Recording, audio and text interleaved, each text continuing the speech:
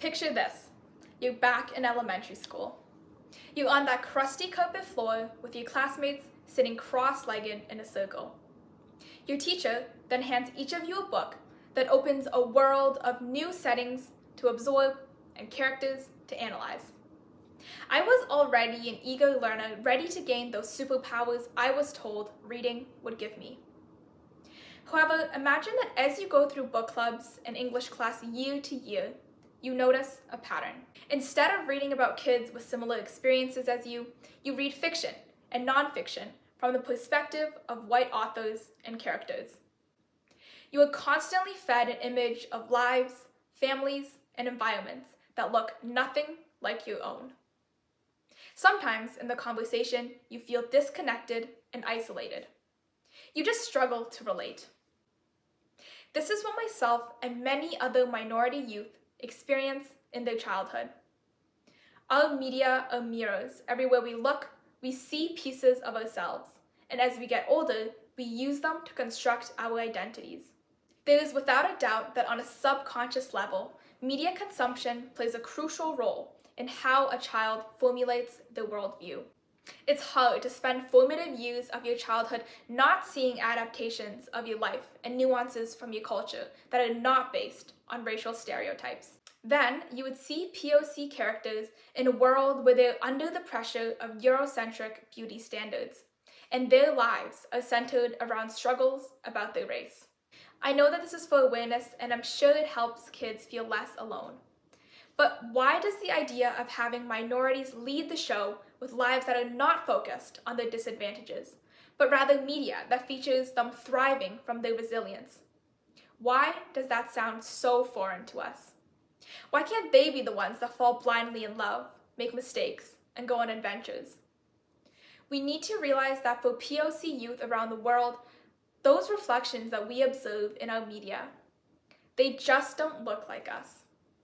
The numbers surrounding this issue are a true depiction of the extent that this plays in what a child is able to see as they walk the aisles of their local library.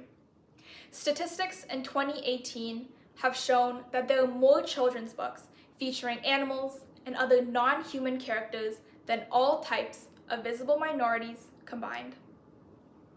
Which is why last year, with the rise in xenophobia and discrimination towards East Asians, I began looking at ways to promote the diversification of characters in literature, and hence published a book in hopes of creating a relatability factor with fellow East Asians.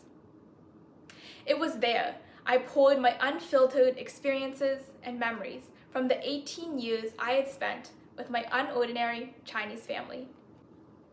All we ask for is representation, but why is that?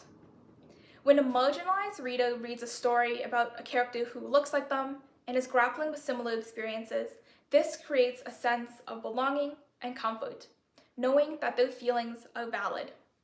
And it may not seem like much, but this comfort and relatability can go a long way in impacting one's self-esteem and a positive, mindful outlook on life. The other hand is continuously consuming media where you feel defined by an all-white cast and where you can only find relatability in two-dimensional storylines of POC side characters. Diverse books provide a space for individuals to gain a deeper understanding of their own feelings and help them navigate the world's complexities. Now, as much as reading diverse books are important, reading ones made by diverse authors is equally important. A New York Times article by Richard So and Gus Wasrick found that of the books published in 2018, only 11% of them were written by people of color. The authenticity in the way people can tell stories when they have relevant, meaningful, lived experiences is a fact of literature we must not overlook.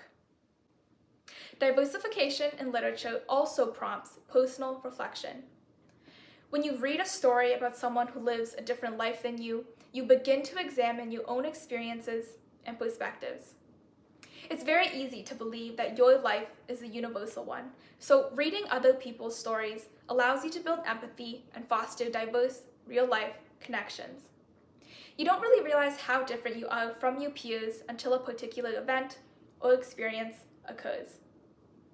I remember a time when my friend asked how I knew their life so well, that I could predict certain events in their childhood that made it seem basic. I then explained that the media that minorities consume in their youth is severely whitewashed. Diary of a Wimpy Kid was not based in China, Mexico, or Nigeria, and neither was The Brady Bunch, Full House, or Jessie. Our media has pushed a set of social norms, so when our experiences do not align with them, our voices feel overshadowed. Throughout my childhood, all I wanted to see were people like me, using their dishwashers as an extra storage space, or using a cookie box for sewing supplies. Yes, I did in fact take those photos myself. But instead, Western society and its media perpetuation made me accustomed to the idea that bacon was a breakfast meal, and that I had to be cautious when bringing my lunches to school, because what if it smells bad? I was shown a world that was not my own. Instead, it was yours. The white spoon feeds us all, but for some people, it is only because our cultural spoon was stripped from us. Going back to the idea of media and literature acting as a mirror, media depictions are undoubtedly reflective of real-world circumstances, and the medical field is a strong example where we see a lack of representation. This past year, Cheetah Beret eBay's illustration of a black fetus shocked the entire world, because it's not every day you see dark skin in medical images and books. And we can extend this further to say that it is rarely the case that minorities are represented in medical images. I can't remember the last time I saw an Asian face in a medical book. So now we ask ourselves, are doctors expected to treat skin diseases the same when not all skin are the same? And how can we trust their identification of ailment in bodies of color when they were not taught to see it there? It's a frightening reality. Medical illustrations are just one area where we see a gap in representation. There's also the beauty industry, literature industry, and film industry. So, there's still a lot of work to be done. Now, looking on the positive side, I think it's fair to say that diversity is just more fun to read.